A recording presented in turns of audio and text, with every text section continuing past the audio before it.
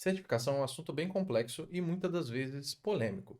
Então a ideia hoje é tentar clarificar um pouco para vocês sobre a certificação e como a certificação é vista não só no Brasil quanto fora do Brasil. Então eu consigo dar alguns exemplos aqui para vocês, por exemplo, de como que é vista a certificação aqui na Holanda, que é o país onde eu estou vivendo desde janeiro de 2021. Tá? Então vamos separar em duas etapas esse vídeo. A primeira etapa eu vou falar sobre níveis de certificação, onde eu vou explicar aí qual que é a diferença de uma certificação do nível Associate para uma Professional, para um avançado. Também vou falar um pouco sobre certificações aí práticas e teóricas e quando você deve ou não buscar elas. E no segundo momento a gente vai falar sobre as certificações e o mercado de trabalho fora do Brasil, para você ver se vale a pena ou não tirar aquela certificação que você está tanto buscando. Bem, então vamos conversar sobre os níveis das certificações. A gente tem várias certificações de nível Associate, como por exemplo a Terraform Associate, a Vault Associate, ambas da HashiCorp. A gente tem a Docker DCA, que é uma de nível Associate. E a gente tem várias certificações também teóricas, por exemplo, LPI 1, LPI 2 e por aí vai.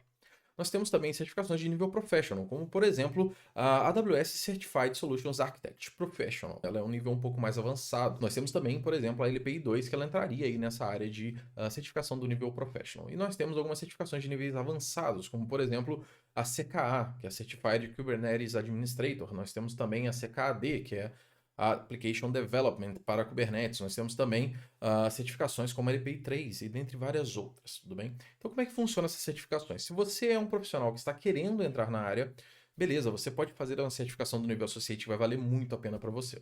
Mas certificações do nível Associate, ela tem um grande problema. Elas não testam o profissional quanto à capacidade de desenvolvimento dele, quanto à capacidade de botar a mão na massa, porque essas certificações de nível Associate, elas são certificações teóricas, então é basicamente uma prova que você vai marcar um sim ou não. E aí, como vocês devem saber, existem vários dumps que têm respostas coletadas por várias pessoas que já fizeram as provas. Então, se você pegar um dump desse, você consegue passar na prova muitas das vezes. Não estou dizendo que você deva fazer, pelo contrário, eu acho muito errado isso. E eu, inclusive, acho que se você está fazendo isso, você está errado. Mas enfim, a ideia não é falar se você está errado ou não. A ideia é falar sobre as certificações, se você deve seguir ou não. Então, certificações do nível Associate, se você está começando na área, recomendo que você tire essas certificações que vai te ajudar muito a separar o seu currículo daquele outro profissional que não tem certificação, tá?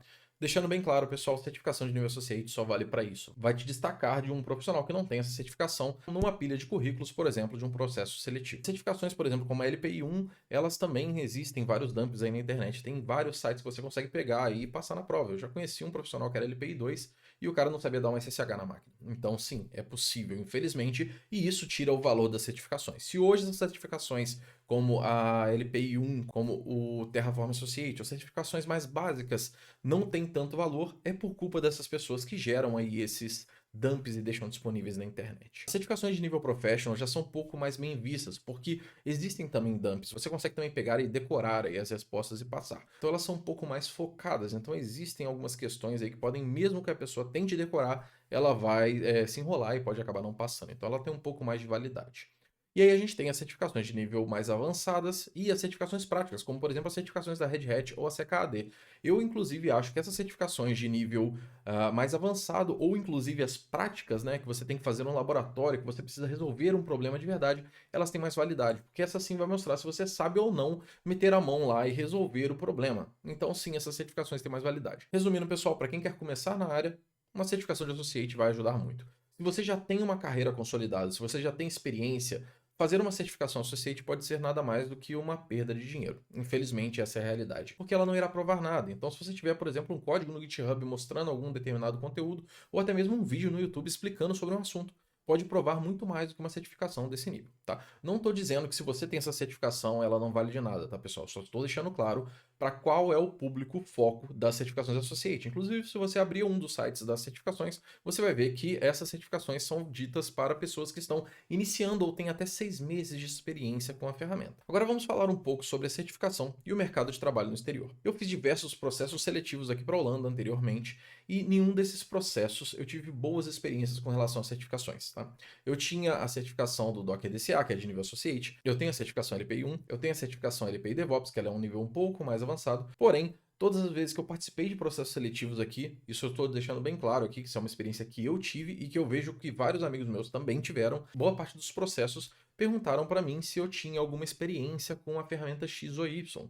E aí eu sempre começava abrindo com o seguinte papo: olha, eu sou certificado X e Y, eu tenho a certificação LPI DevOps, eu tenho a certificação LPI 1. Inclusive aí, num processo de uma grande empresa, eu recebi aí o seguinte comentário: ah, tudo bem, você tem a certificação LPI 1 e LPI DevOps, eu tenho cerca de 200 profissionais de Linux e ninguém é certificado. E aí? E aí eu fiquei meio com aquela cara de pastel, né? Aquela cara de paisagem, sem saber o que dizer. Eu falei: olha, se você quiser, você pode me dar um teste e eu vou tentar resolver ele e eu te mostro do que eu sou capaz ou não. Eu acho que o recrutador não gostou muito da minha atitude e eu não passei para a próxima etapa. Enfim, isso acontece também. Então o que eu tenho visto, que eu tenho conversado com diversos amigos meus, é que para trabalhar fora do Brasil, não é muito necessário você ter uma certificação. Eles preferem que você faça um teste, que você mostre o que você conhece. Inclusive, eu acho que esse é um ponto muito importante, né? Você tem que saber botar a mão na massa. Ter uma certificação, infelizmente, quer dizer é que você passou em uma prova. E aí tem um outro detalhe muito interessante que eu não ia falar, mas eu acabei pensando nesse assunto, eu acho que vale a pena, é a questão da faculdade. Eu vou dar um outro exemplo para vocês aqui também, com relação ao exterior. Eu tenho vários amigos que eu conheço aqui que não têm faculdade e trabalham para empresa. Estão aqui localizados na Holanda, não trabalham nem remoto, estão aqui, tiveram todas as despesas pagas para vir para o país aqui para poder trabalhar. Isso é uma coisa que está se tornando comum na área de TI, tá? Não quer dizer que se você tem faculdade, você fez ela por motivo algum. Faculdade é sempre algo bom de ter. Mas as empresas aqui não estão tendo mais esse requisito sobre preciso ou não ter uma faculdade. Eles querem saber se você sabe fazer o trabalho.